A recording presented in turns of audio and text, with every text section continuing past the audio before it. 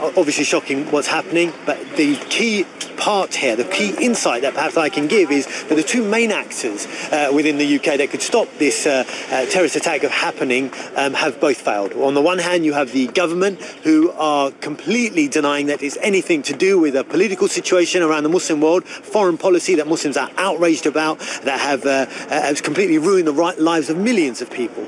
And on the other side, Muslim organisations who have failed their own community by not teaching these young, angry men how to get a democratic change to this policy that's ruining so many lives. Why have they been unable to do that? It's not, it's been many years since Muslim leaders have been more proactive and educating, engaging with the grassroots. But what's the problem? It's not that they're unable, it's they're unwilling. There's no pressure. They don't care. The bottom line is, and we have to be honest about it, they're very good at coming on here and condemning it and saying how bad it is. But what action have they practically done to teach their young people, young Muslims, what they can practically do in the UK? What you actually have is a leadership that's more interested in debating about theological issues, how big someone's beard should be, or etc. Silly, minor issues, while the whole world is turning upside down. What should they be doing? They should be teaching young Muslims, as in America, when people felt that there was oppression, black people felt that they were oppressed,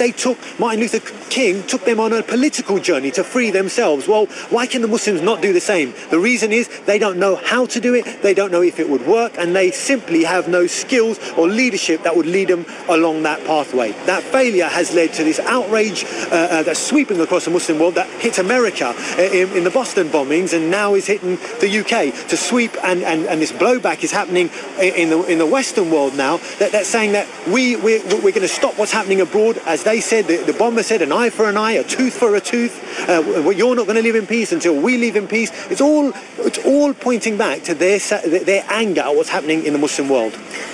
Is there a fear among Muslim communities of more reprisal attacks? I mean, we've already seen one or two. Two mosques have already been attacked, and I would have no doubt that you will see members of the Muslim community attacked, sadly, in some of the streets of Britain. And this is very, very sad, because the Muslim community are the double victims. On the one hand, their young people are becoming enraged and angry because of what's happening abroad. When they see it, they're on the internet. They don't have to turn the television on to see it these days. But in this country, I mean, if they're becoming angry and enraged, I mean, what kind of a percentage are we talking about here? And I mean, is it connected to their economic situations as well?